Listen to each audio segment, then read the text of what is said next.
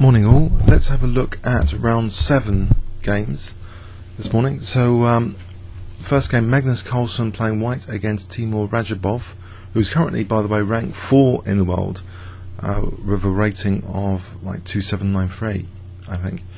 So Magnus is over 2800, of course, ranked 1 in the world. Kicked off with e4 and we saw Sicilian defence. c5 from Timur. Knight f3, knight c6. And this is quite topical for this channel, the Rosalimo system, the anti-Sveshnikov. If white played the standard d4, we could quite likely have a Sicilian Sveshnikov. Mind you, there are other choices as well. But this bishop b5, particularly against knight c6, is really quite annoying for many players with black. We really have to know a lot of the ideas now. We see e6. Okay, so in one respect e6 makes way for a knight to come to e7 to avoid double pawns. So if white wants to double the pawns, it can be done now. Or alternatively, as we've seen in quite a few games recently, white has other options. White can simply castle, and even later either considering taking anyway, even if this knight's recharging this knight, or dropping the bishop back and playing like a royal pairs. There are different ways of playing the position basically. But Magnus elects to immediately double the pawns. Bishop takes c6. So with this, it kind of ignites a dark square strategy. When you give up the light square bishop here for the knight, the dark squares generally can be gripped more easily. Black is without a key knight which can affect dark square control. White's given up this light square bishop to do that, and there's no problems with compatibility of this bishop with pawns on light squares later as well. That can be quite harmonious. So white can also sort of try and target c5, which is the head of the double pawns, try and fix this c5 target. But black does have his own trump cards as well to play on. The bishop pair, if you can open up the position, especially the centre, these bishops could run riot later. So it's an unbalanced position. Now Magnus plays b3. Okay, so either the bishop's going to help control e5, or maybe later just target this like a Nimzo Indian in reverse. In fact, in the Nimzo Indian, when black doubles white's pawns, this c4 c5 pawn analogous is the main target. We see d6. Okay, so with d6, black is wanting to create this structure e5, and this can be particularly dangerous if black, with the bishop pair, later tries for f5. He's got a grip, a stranglehold grip on d4 quite often. Unless white wants to try and break the grip, but it could be quite slow to do that. Once e5 is created, there's a grip on d4. Later black can look forward to f5 and try and put pressure on the centre, as well as liberate the bishop pair. This bishop in particular, the future of that bishop is of great concern to black, usually. So after castles we see knight e7, actually, not a routine knight f6. That might run into e5 here in any case. So knight going like this seems a little bit safer. And in fact Magnus plays e5 anyway.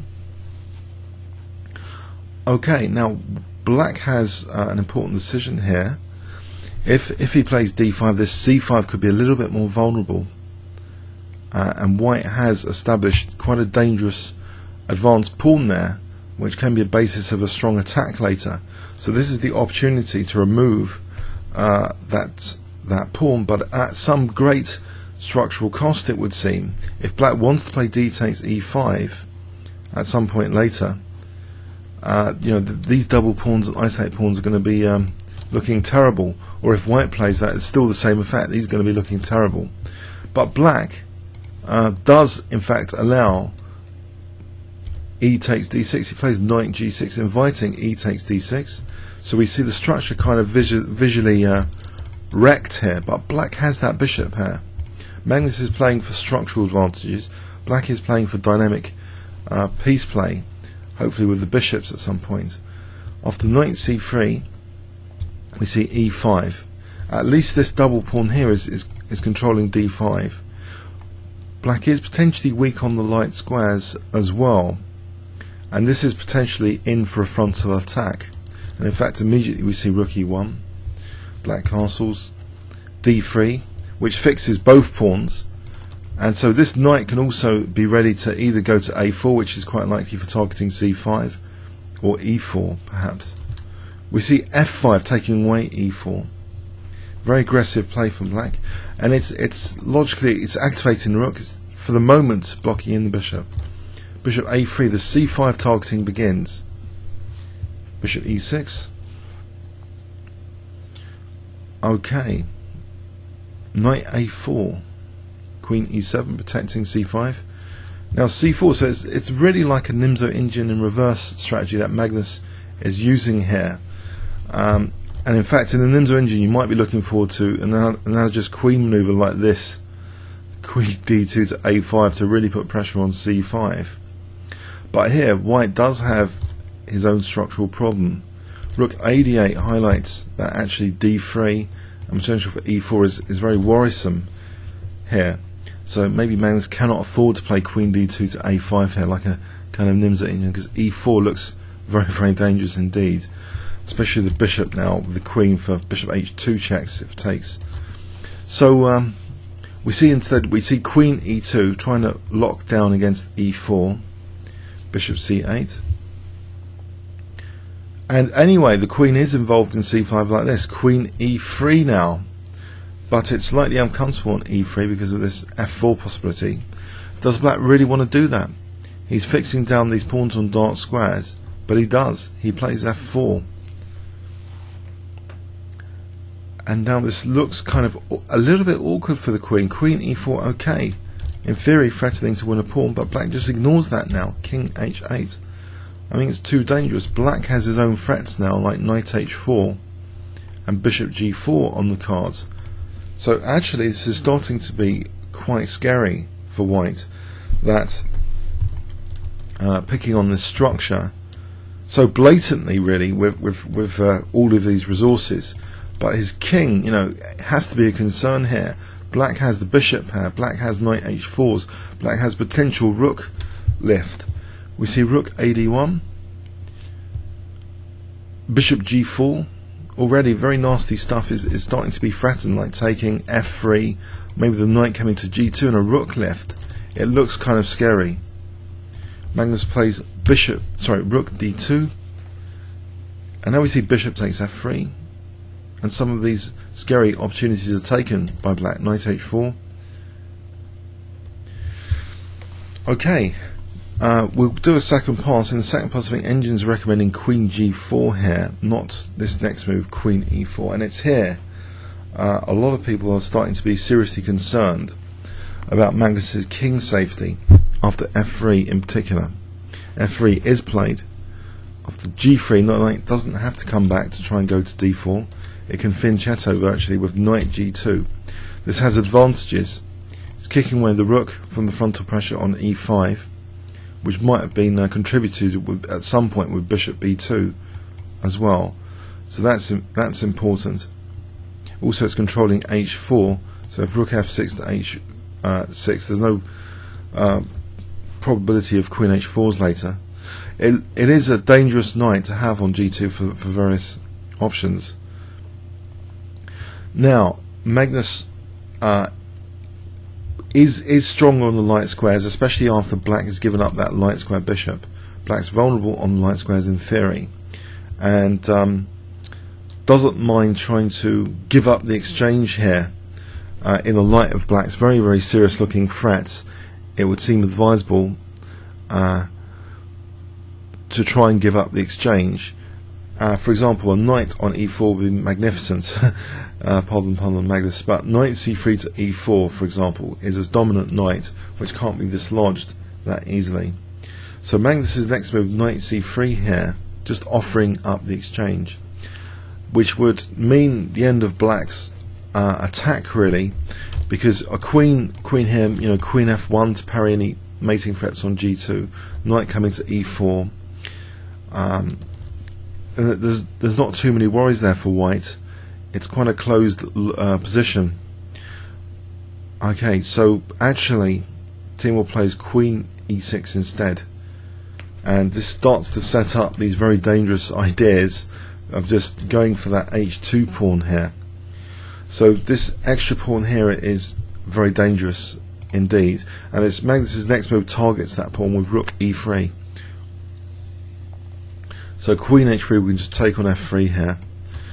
Now this exchange is taken, knight takes e3. Now if queen takes e3, that's end of game. I think immediately queen h3 mating on g2. So f takes e3, making sure Magnus can protect g2. Now black has a very, very promising position, and technically, actually, according to engines, this might actually be completely lost for white, with very technically accurate moves, as well as being the exchange down. Now, even though white has light square compensation, this might be technically lost. And this next move came as a surprise to many spectators on Chess Bomb. I was viewing it live on Chess Bomb yesterday, and I think we'll check in the second pass, but I think queen d7, just eyeing d3, is a very good idea. Keeping this threat going, keeping the tension of f2 at the very best time to play that. But maybe when there's pressure on d3 to play it, it's more effectual. But actually, to some surprise, it's played now. f2 is played now. I think both players didn't have that long on their clocks in any case, but f2 kind of clarifies the situation here, and there's a very cunning resource available now soon for white. Rook takes f2, rook takes, and this looks visually very dangerous now. Rook f8 check. For king g1, queen h3 looks pretty dangerous, but there might be even better moves, and we'll check in the second pass actually. Here Magnus decides to actually make a run with his king away from g2 and f1, well g2 in particular, with this next move king e2. And now, okay, the sensitive square here is f1, and if you remember in a blitz video on this channel, we see I missed the mate on c1 with an infiltrating queen. So going for this square is very logical. But here in particular, there's a double attack opportunity, which we'll see in the second pass, which might unveil e4 for the queen coming in like this. But in the game here, we see actually queen h3. Which is ingeniously parried now. The h2 and f1 double defended with one move, with the move queen h1. Nice majestic retreat, protecting f1 and h2. So we see now bishop e7, and the knight magnificently comes to e4. I thought this is a beautiful knight now, and hopes of white drawing are just massively increased just over the last 2-3 moves. You know, the light square weaknesses are pronounced now for black. That is a beautiful knight to have there, not able to be dislodged that easily. But there is a problem with white's position. Check, and just going back to h3 to threaten the rook f1, and it's difficult even for this knight to extend its capabilities to defend everything. Now rook f1 would be very unpleasant, so Magnus goes back to defend, and now we see h5. Okay, bishop b2, and again this threat created. Check, queen h3. A perpetual threat of rook f1 is created here, and for a draw at move 36. A very, very exciting game, and we're going to see in the second pass the technical opportunities which black might have had here. It was quite a committal attack, because black gave up the light square bishop. That needs to be borne in mind strongly, that black not only became weak structurally but on the light squares. So in this position white does have great compensation here for being exchanged down. If black doesn't want to try and do this perpetual, he could potentially lose this position quite easily. There's very good pieces for white here, but let's check second pass. Technically in this position the engine is actually at this depth giving it as equal with king e2. Okay, but let's go back earlier. So the Rossolimo kind of system with bishop b5. So Rossolimo's clearly played a huge influence. I think we should look at more Rossolimo classic games with bishop b5. So the dark square campaign, you know, c5 and e5 is pronounced after giving up the light square bishop. This is like playing a reverse Nimzo engine at the moment. But the problem with trying to fix down the c5 weakness is creating a backward pawn. Nimzovich indicated restrain, blockade, then finally destroy. The trouble is there's some downsides to the restraints here. The restraint order has a downside. d3 becomes a backward pawn. Black's playing very energetically, trying to go for the h2 and king safety generally, but e4 will dislodge this defensive knight as well, potentially. So we see bishop e6 here. Okay, knight a4, now queen e7, and that's c4, so it's at a downside of the backward pawn. What else is there to suggest for Magnus to do here? The engine's indicating to abandon the c5 campaign and just drop the bishop back. But then maybe, you know, bishop d5, it looks kind of dangerous now, this bishop here. c4.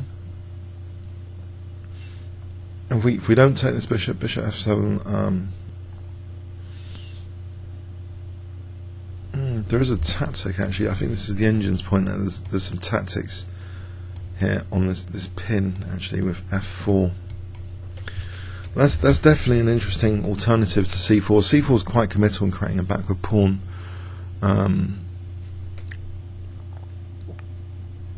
Sorry, earlier here in this position, c4 is quite committal. So it's interesting to consider bishop b2.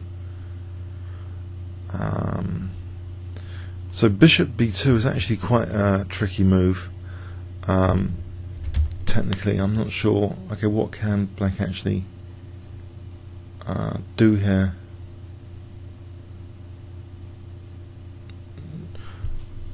Just briefly, let's go through this c4 again. For bishop takes f3. Is this a slight improvement on the game?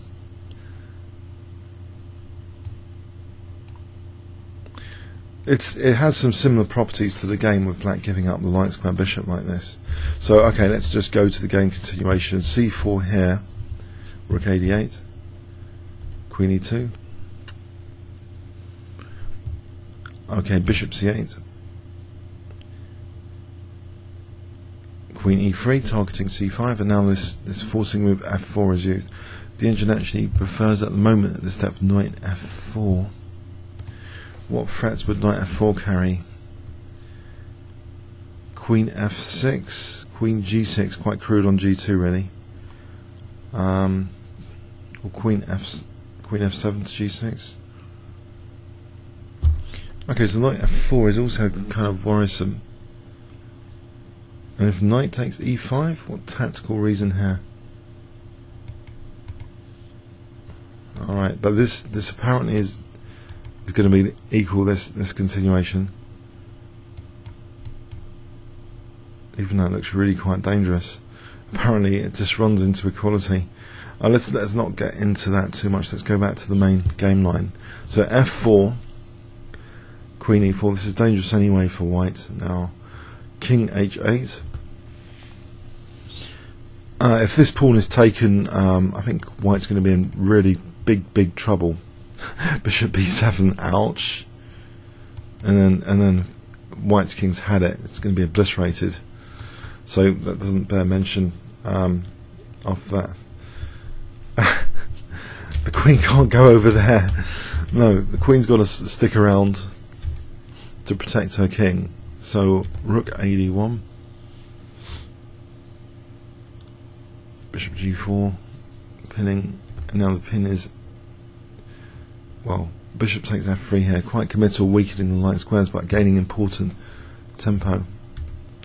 So knight h4. So here, I think here is where you see this queen g4 idea sticking around like this.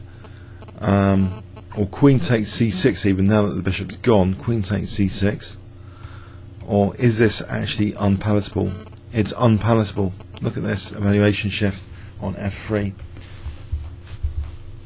So Magnus was very wise to avoid this, because let's have a look. g3, queen e6, in for the slaughter with queen h3. White tries to defend g2.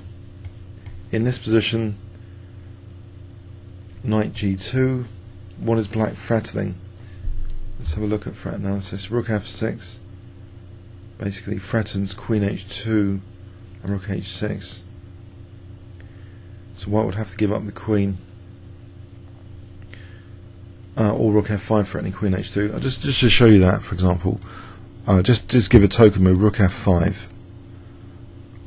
Just give another one. You'll see that queen h2 immediately is threatened with a neat little mate, even if h2 could have been well. So this kind of crude stuff works after f3. So f3 is a very, very serious concern. Magnus played queen e4, and we see f3 anyway. In this position, slightly different, because what's the key difference after knight g2? Well, if the rook moves, is this is queen e6, for example, really dangerous? In the game we saw knight c3. Let's see if the rook moved. Queen e6 is still crushing. Queen e6, yeah, this looks absolutely crushing still.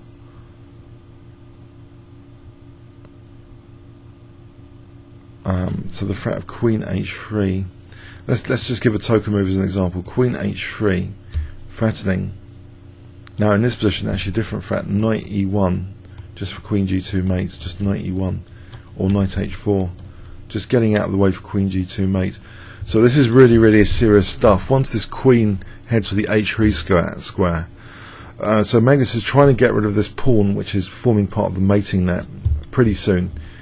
So after queen e6, he doesn't want that queen installed on h3 without being able to take away this pawn, hence this move, rook e3. And he's got to be able to control the g2 square.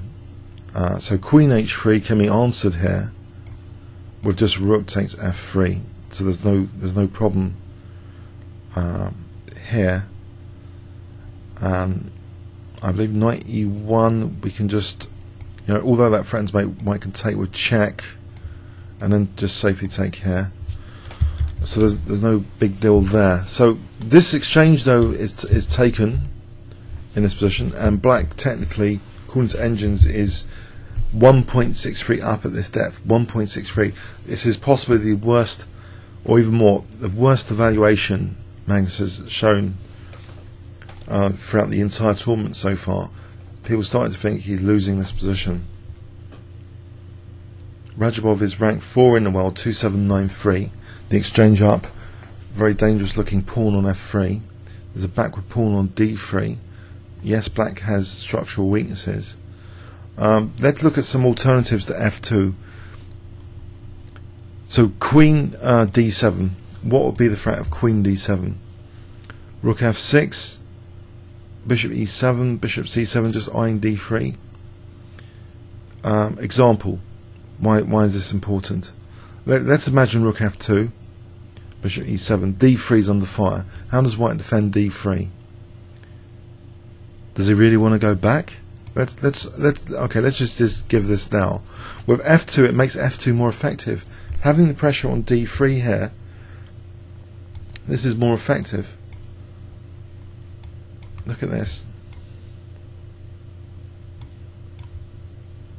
The exchange up here, there's no huge blockading knight on e4 which can be used to torture black forevermore. Significantly different exchange up position. Significantly different. Black's rooks are potentially coordinating here. If black controls e4, that's the key difference. If white wants to go in for the c5, this e pawn is actually also a pass pawn here. So this pressure on d3, this idea of just queen d7, it's a delicate move.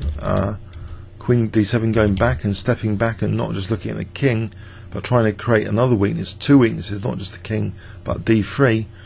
Is this really, really dangerous, objectively? Let's go with knight a4, bishop e7. If we take on c5,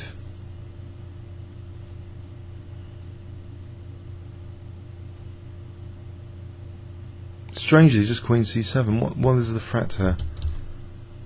Whoa! Queen a5. And there's a nasty pin. White's actually just set up a pin here.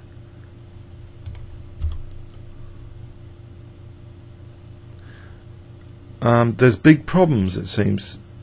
Big problems in this position on knight takes c5. Just stepping back, that's kind of cheeky. Allowing white to seemingly win that material, but at great cost. And if bishop takes c5, out of interest, still take. Queen d6. And now what? f2 is more effective here, apparently. Check. If we go king g2, queen f6 for f1, that's nasty. So if we try and play king e2, queen a3 now. It's funny that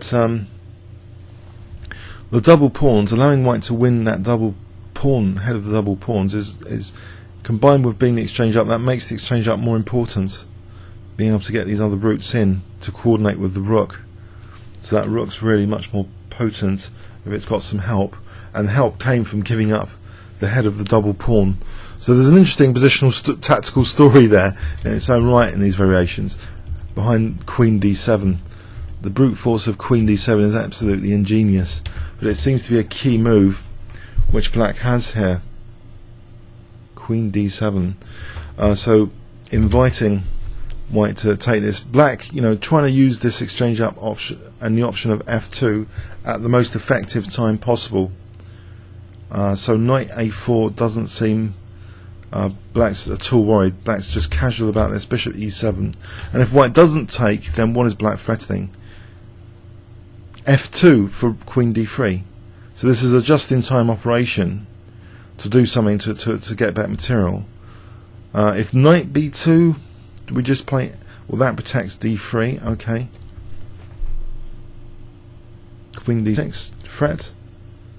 Queen e6.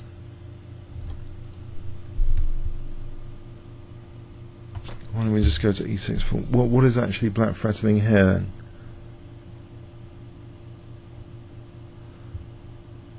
This might not be so clear.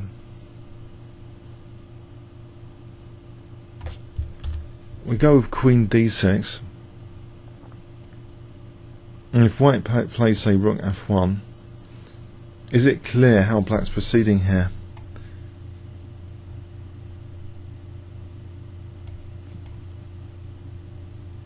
If we just go back, what's the plan? There needs to be a plan for black. This looks passive, this looks very passive.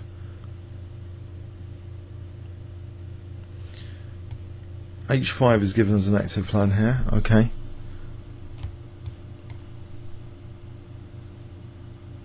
Any progress?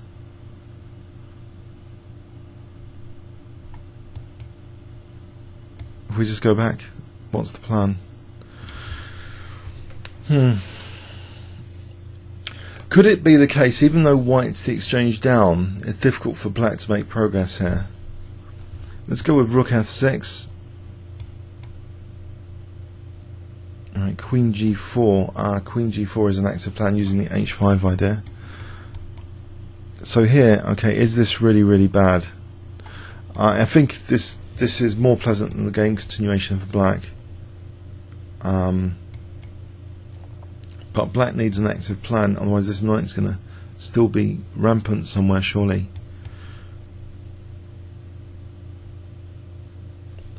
with d3 weak actually. Okay, this is starting to be really critical. Okay, so that was a good plan. h5 for queen g4 later. That is an active plan example. The exchange up.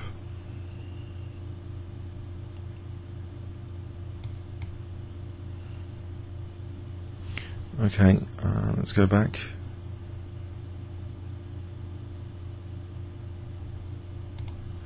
Okay, so in the game we saw f2 immediately, and the evaluation just came down. Black was much better with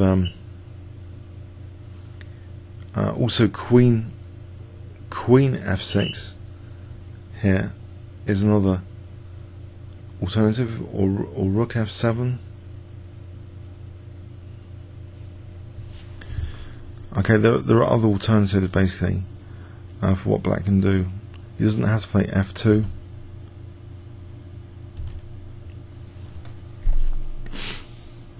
And the evaluation came down to, we can see it's like about half a pawn advantage. So we see queen h3, queen h1, very good. So black's really blown the exchange up. This is an ineffectual exchange up, giving up this pawn, it seems. It just seems, with that knight on e4, it's visually impressive, and it is actually functionally doing a lot more than being aesthetically pleasing and visually impressive. It's safeguarding the position, surely. This knight is safeguarding the position now. So, okay, h5 here. There's not much going on. They agree a draw. I think there's not much in it now.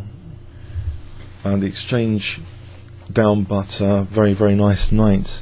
So if we just go back to this critical position again, instead of f2 here, I think this was okay. If we go with queen d7 and there's some other alternatives, I think that's the main thing. Ganging up on d3. d3 must be key to this position to create another point of attack. I mean, these just transpose into each other. The idea of bishop e7 for queen keeps it in mind. Queen d7. That's another thing. So h5 is an active plan.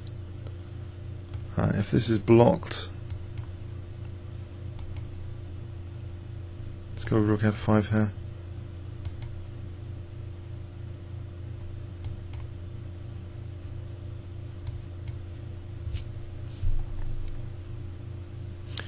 It's still tricky. If white can get this sort of blockade, it is tricky for how black actually makes progress. Maybe he didn't like this sort of stuff, this kind of blockade. This looks more convincing than earlier stuff. So even though white's technically material down, black has these structural weaknesses which give white very nice pieces and pressure. So maybe it's defying the material disadvantage really in this position. Where is the clear-cut plan for black?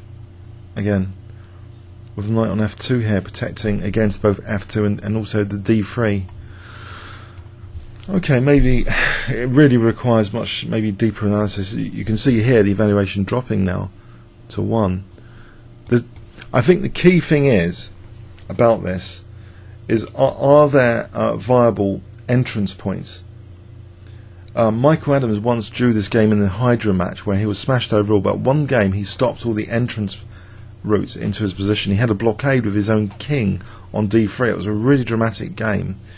Here it seems there's no entrance points. It's kind of analogous to that actually.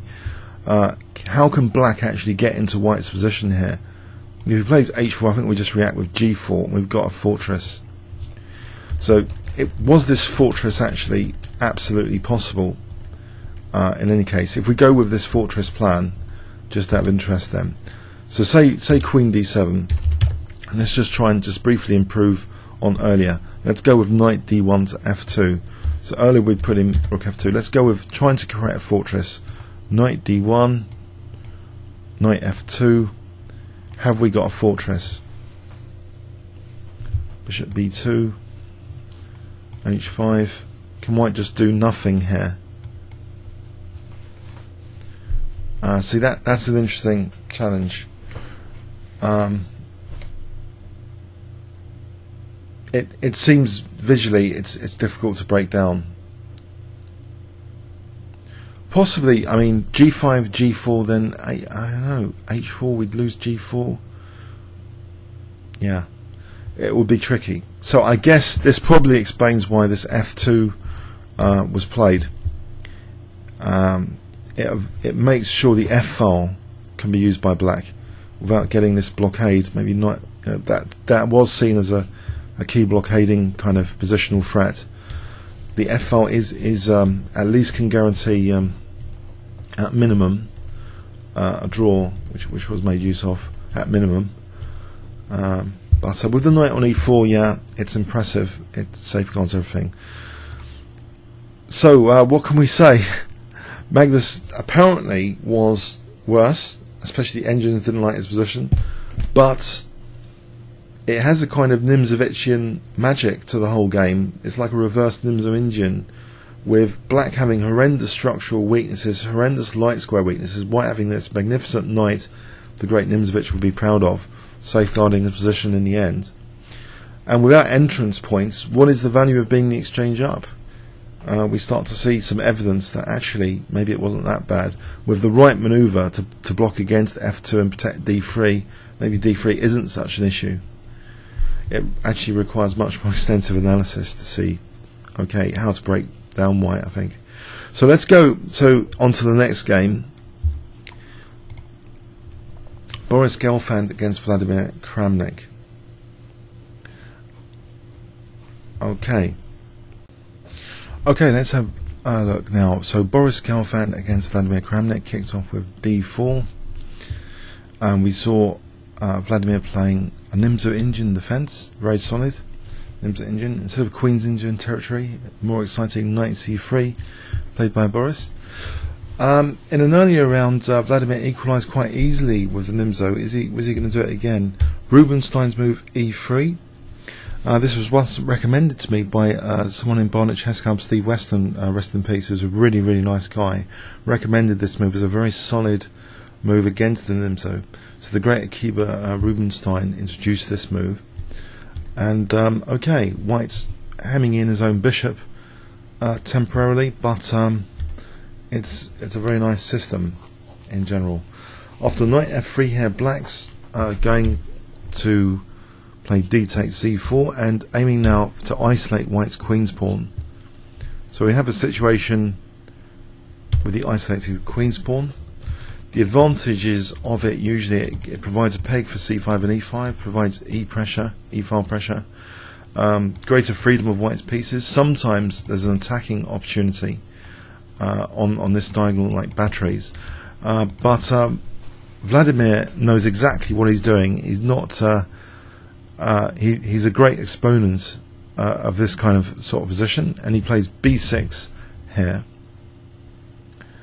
After queen e2, bishop b7.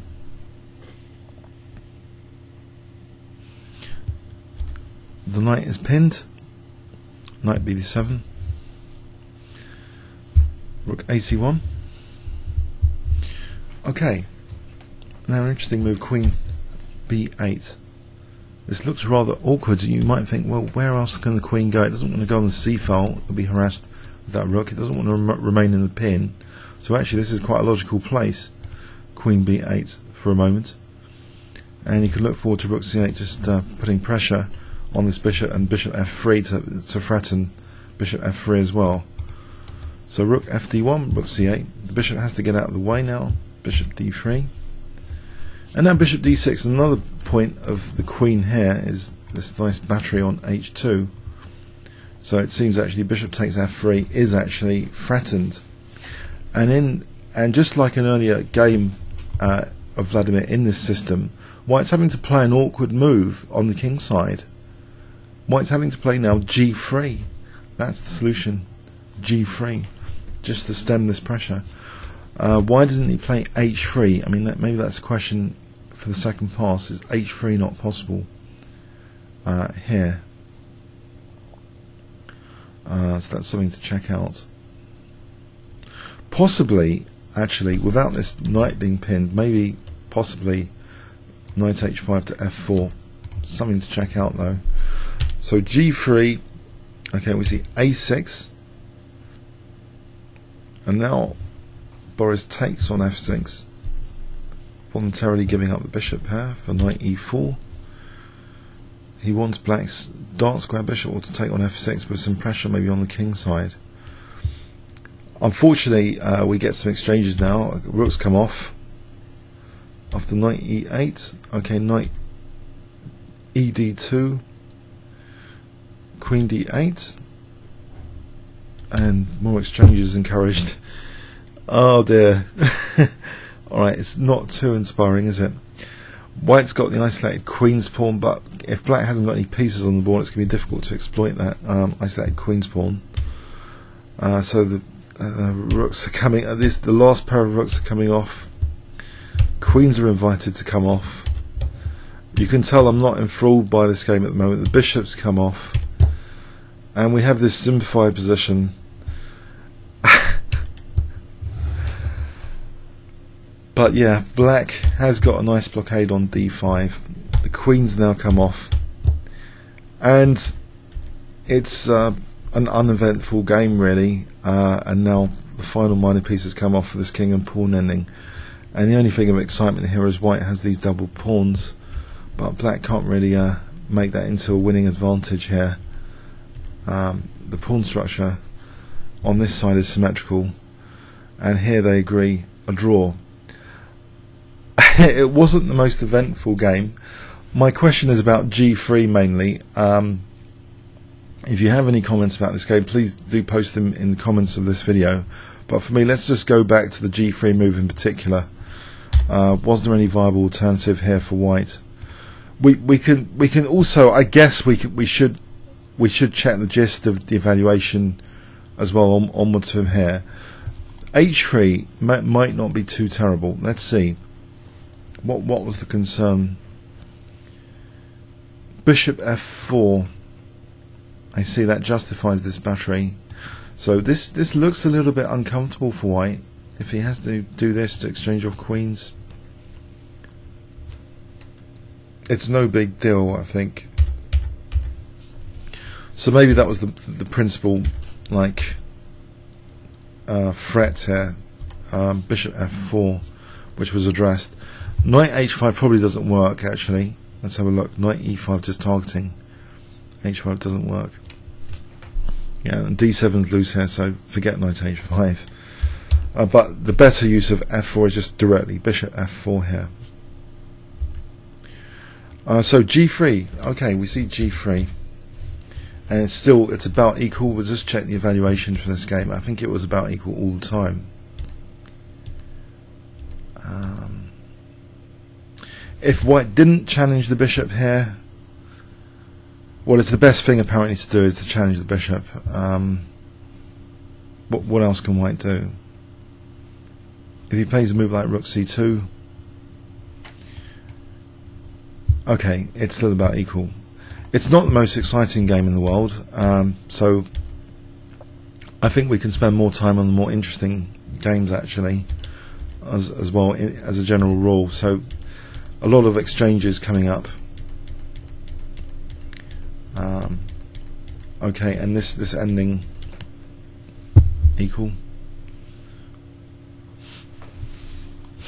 If we continue this ending, how is either side making progress? Let's go with king b4. It's difficult for any side to make progress here. I think this is there's nothing. So okay, uneventful game there, I'm afraid. Vladimir doing maybe a bit better to draw with black, but on the other hand, he is a little bit higher rated than Boris. On to the next game. Okay. Vasily Ivanchuk against Peter Svidler. e4. We see e5, knight f3, knight c6. And now d4. Okay. Scotch game. E takes, knight f6.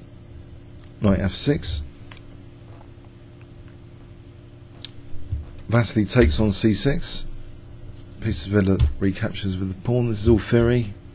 This position, queen e2, knight d5. It looks a bit strange to invite this pin on the c-pawn, but this is all theory. g3, g6, and black's nicely finchessoing this bishop with the queen blocking the bishop's natural development. The bishop just goes to g7, got a natural target. White's preparing to protect e5. Now, interestingly, black castles queenside, but I suspect this has all been played before as well, this position. If we start to do a reference check here, have we gone out of reference? Actually, no games found at the moment.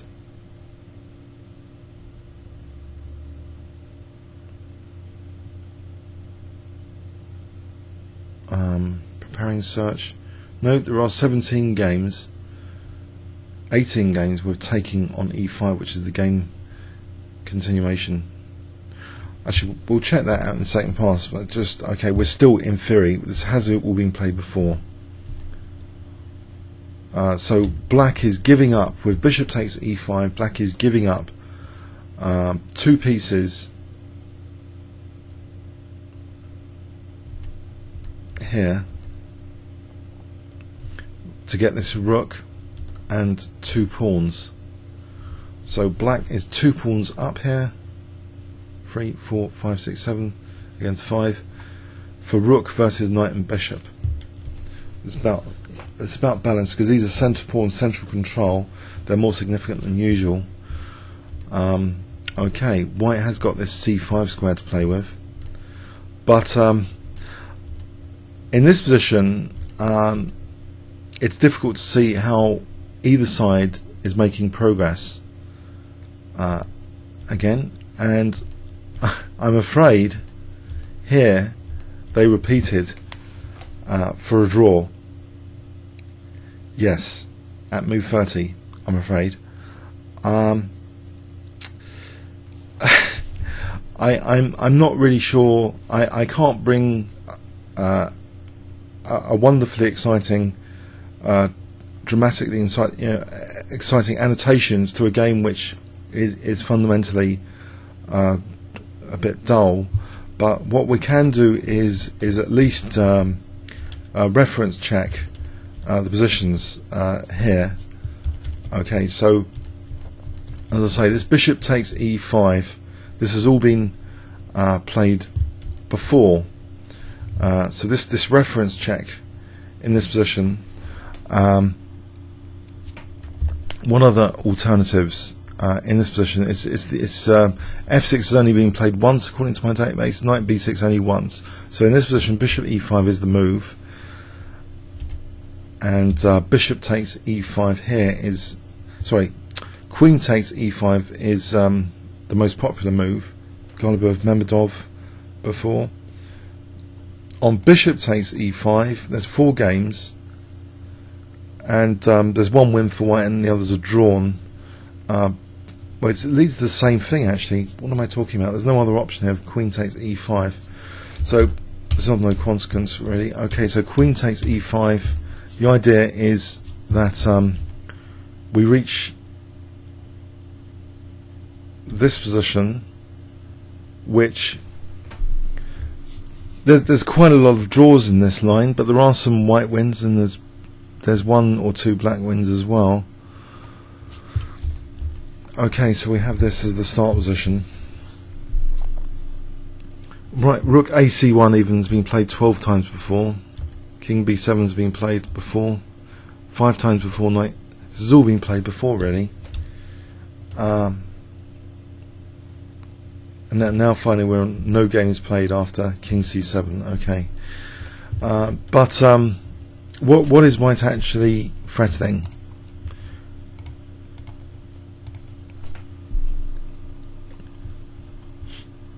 White knight d. There's not really much to threaten here because I think black's quite stable in the centre. On knight d3, I think we need to bear in mind actually that d5 might be a target for this king. So bishop d5. So black in this position can't get away from d5. If he plays like this, we've got bishop d5. Okay, so just black plays rook f5 in this event, and now h5 to stop g4, and this again, this is stable for black, it seems. Black can carry on with rook g5 or rook e7. It's stable enough. So okay, so there's a mild kind of pressure on the queen side. Now even that pin on d5 on the c6 pawn is released. So this is just a peaceful game now. Is white actually was white actually threatening anything here? Not particularly. Just the a pawn is a potential problem. If white tries b4 as an example, just rook a8, that's sufficient. Apparently black's even slightly better. So white just goes back there. And we have a peaceful draw again. Not too much to say, I'm afraid, about this game. My game of the round so far in the games I've shown you clearly is the Magnus Carlsen game. So this game, the entry points again for black, you know, black hasn't got too many entry points. White hasn't got too many entry points or actual exploitable weaknesses here. So on to the next game of the round.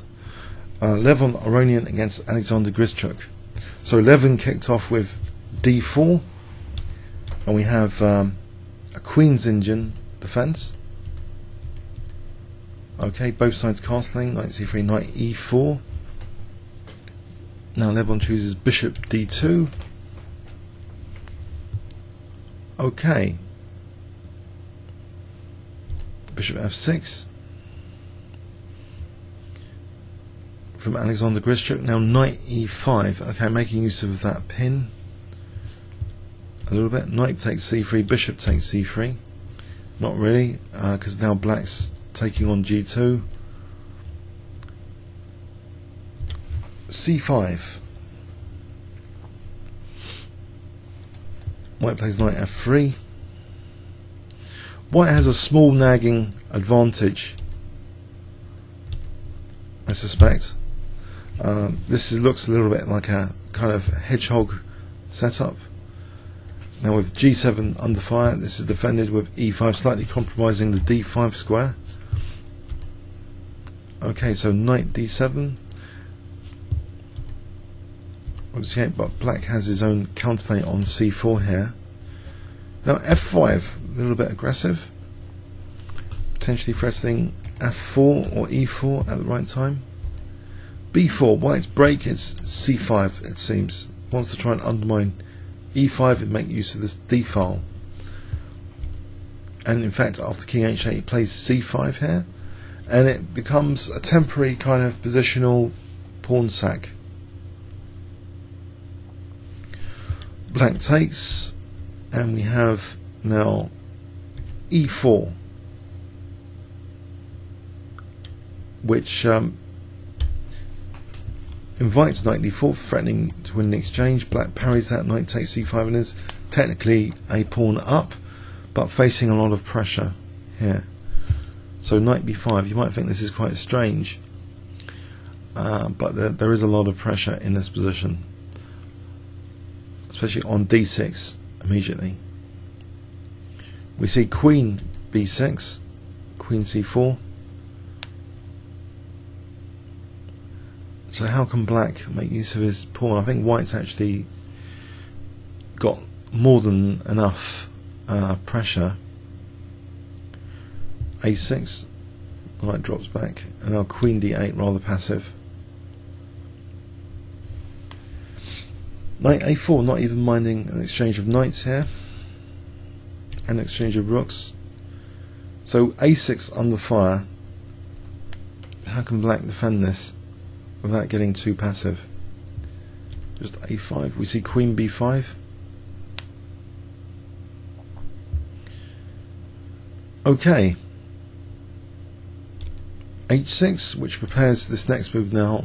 Bishop g5 is now possible, trying to get rid of white's slightly better bishop. That's avoided with bishop b6. Pinning the bishop for a moment. a4 taking time to win a5 if needed. So f4. And it looks a little bit scary on the king side for a moment. And we see h4 actually. Kicking the bishop. Off the check. Check here. King h2. The bishop goes back to f6. White regains his pawn with that queen protected by the move a4. Okay, so we're back equal on pawns. Bishop e5. Queens come off. h5. Rook a8. Rook d5. And it looks as though there's not too much going on except for this f3 being slightly weak. That's attacked. The rook is attacked in return. And now we see f2 attacked. And if king f3 we have rook f8 check. So bishop b6, and actually they agreed a draw here. It's not, well, again, okay, there's a little bit of drama here in the positional pawn sack. In this final position, let's imagine move 43. Let's imagine black taking on a4 with check. This pawn going. It's a drawn rook and pawn ending, isn't it?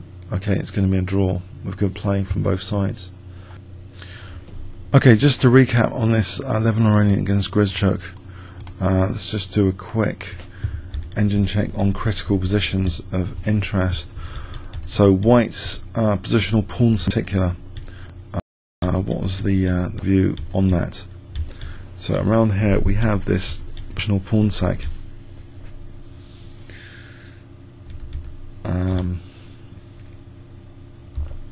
Could black have done better with knight c5?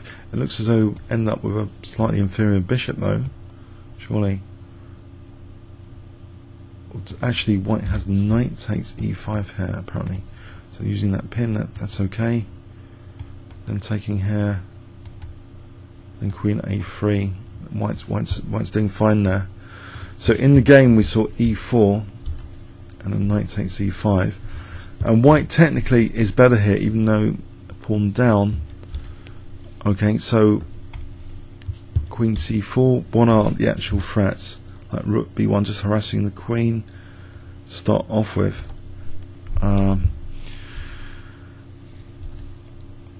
Okay, knight a4 is actually one of the top moves recommended here to try and break black down and get to some of the weaknesses to play around with the a6 weakness.